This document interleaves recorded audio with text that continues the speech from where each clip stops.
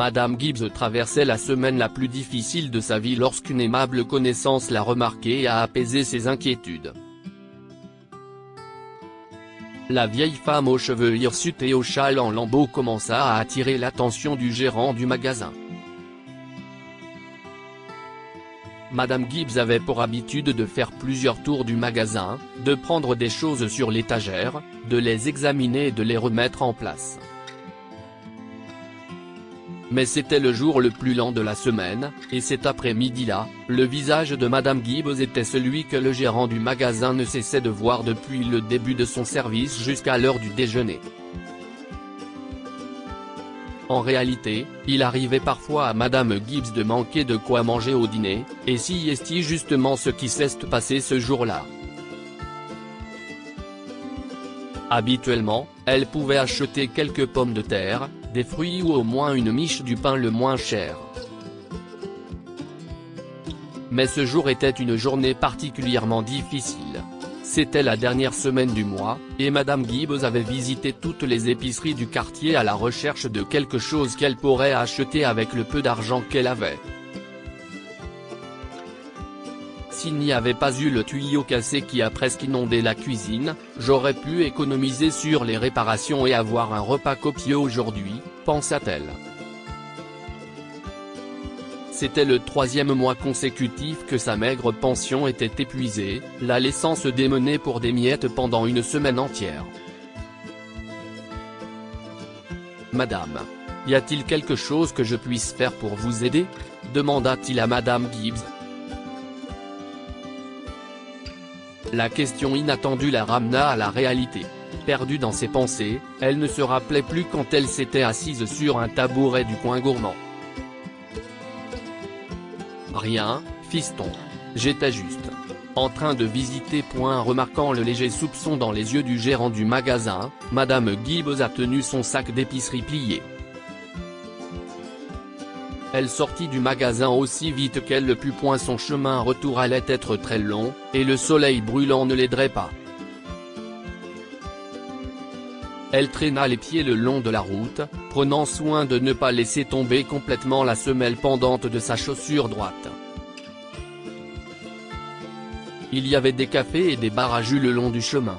Au moins l'un d'entre eux sera heureux de m'aider avec une bouteille d'eau et un sandwich, pensa-t-elle. Mais le talon d'Achille de Madame Gibbs résidait dans le fait qu'elle ne pouvait jamais se convaincre de demander l'aide dont elle avait besoin. Après avoir supprimé sa soif et ignoré les grognements de son estomac pendant 30 minutes, Madame Gibbs a finalement pu voir sa maison au bout de la route. C'était une petite demeure avec de la peinture qui était autrefois bleue et blanche et un toit en détérioration qui deviendrait sa dépense importante le mois suivant. Le chien du voisin, Fido, courait généralement vers elle à ce moment-là, mais il n'y avait aucun signe de lui ce jour-là. Au lieu de cela, elle a vu quelque chose de choquant. Le voisin, le propriétaire de Fido, se faufilait hors de sa maison et courait vers la sienne. Et, Madame Gibbs a couru vers l'homme. À ce moment-là, la semelle de sa chaussure s'est détachée, l'arrêtant dans son élan. N'était-ce pas Charlie? Que faisait-il sur mon porche? Était-il en train de voler? Elle ne voulait pas y croire parce que Charlie semblait être une bonne personne. Il a eu du mal à trouver un emploi stable, soutenant une femme enceinte et 3 enfants dans sa ville natale. Et il était toujours distant, mais gentil avec Madame Gibbs. Ce n'est que maintenant que ça l'a frappé. Toutes ces raisons étaient suffisantes pour que Charlie se tourne vers le vol. Lorsque Madame Gibbs a finalement atteint sa porte, elle a réalisé à quel point elle avait tort. La vieille femme a trouvé un sac de légumes difformes, une boîte de conserve, des petits pains emballés dans des journaux et 3 bouteilles de jus de fruits aux saveurs différentes. Elle était soulagée, mais submergée par la nourriture soigneusement disposée devant sa porte. Cela me permettra de tenir facilement une semaine, pensait-elle. Charlie, je sais que tu m'entends.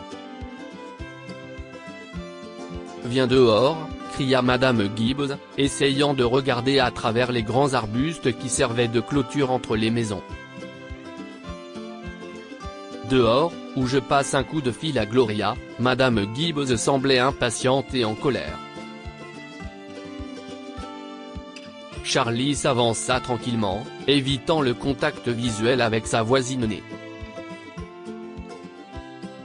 Peut-être que j'ai franchi une ligne. Je veux dire, et si je remarquais Madame Gibbs se bousculant pour trouver quelque chose à l'épicerie? Elle ne sait même pas que je travaille là-bas maintenant. La connaissant, elle aurait honte que je la voie se débattre. Comment allez-vous aujourd'hui, Madame Gibbs? Charlie a demandé et a immédiatement regretté sa question. Pourquoi as-tu fait cela? Madame Gibbs est allée droit au but, montrant la nourriture devant sa porte. Charlie prit un moment pour trouver ses mots. Je vous ai vu à l'épicerie. Je savais que vous étiez trop fier pour demander de l'aide. Et je pensais que donner anonymement était la seule façon de vous aider. Tu aurais dû procéder autrement, tu ne penses pas? Madame Gibbs lui a demandé d'un ton complètement différent. Charlie a d'abord été choqué par le changement soudain dans la voix de sa voisine née, mais il a rapidement rejoint avec un petit rire. Le lendemain, Charlie aidait un client à l'épicerie lorsqu'il a été soudainement convoqué à une réunion avec le gérant du magasin. Elle a été pris de panique alors qu'il se dirigeait vers le bureau du directeur. Je ne peux pas non plus me permettre de perdre cet emploi. À sa grande surprise, le gérant du magasin était de bonne humeur et discutait avec une vieille femme, c'était Madame Gibbs. Alors, Madame Gibbs m'a dit que vous avez pris hier des produits périmés et rejetés du magasin. Le gérant du magasin ne riait plus. Je suis désolé. Si est-ce vrai. Je lui ai apporté quelques boîtes de haricots périmés et des bouteilles de jus. Je pensais qu'elle se débattait et qu'elle avait besoin d'aide. Eh bien, vous auriez dû penser au fait que vos actions auront de plus grandes conséquences, a déclaré le manager d'une voix sévère. Maintenant, à la suite de vos actions, deux choses sont sur le point de se produire. Charlie luttait contre l'impulsion de s'enfuir et de ne jamais regarder en arrière à cet instant précis. Qu'allait-il dire à sa femme? Ou allait-il trouver un autre travail? D'abord, vous allez prendre ça, le patron tendit une enveloppe à Charlie. Et avant de la lire, suivez-moi. Vous aussi, madame. Le trio se dirigea vers la section boulangerie. Charlie était perdu dans ses pensées et il a été ramené au moment présent lorsque son manager a toussé à haute voix. Si est alors qu'il l'a vu. À côté de la section du pain se trouvait un grand placard avec des légumes, des fruits, des céréales, du pain et bien plus encore. L'enseigne sur le placard disait « Charity Shelf ». Choisissez n'importe quoi gratuitement. Charlie était ravi de voir la nouvelle initiative, et surpris de voir son patron sourire à nouveau. Maintenant, il était perplexe quant à ce qu'il y avait dans l'enveloppe. Alors qu'il lisait son contenu, pour avoir fait preuve d'un niveau de gentillesse et d'initiative qui est un composant essentiel du leadership, je vous promeux directeur adjoint du magasin.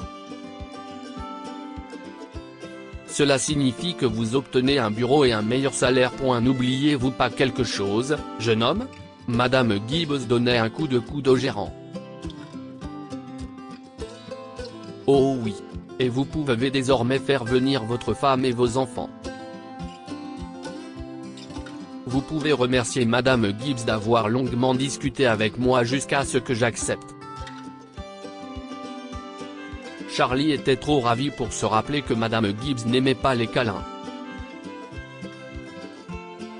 il l'a embrassée et a réussi à chuchoter un merci avant de fondre en larmes de joie. Que pouvons-nous apprendre de cette histoire? Lorsque vous voyez quelqu'un en détresse, aidez-le de la meilleure façon possible. Charlie a vu Madame Gibbs se débattre et il a essayé de lui offrir son soutien dans la mesure du possible. Ne soyez pas prompt à juger les gens. Madame Gibbs pensait que Charlie volait parce qu'il semblait qu'il avait toutes les raisons de le faire. Au lieu de cela, sa gentillesse l'a aidé à survivre à l'une de ses semaines les plus difficiles. Partagez cette histoire avec vos amis. Cela pourrait égayer leur journée et les inspirer. Si vous avez aimé cette histoire, vous aimerez peut-être celle d'une pauvre femme qui est l'objet des moqueries de sa voisine à cause de la piètre apparence de sa maison.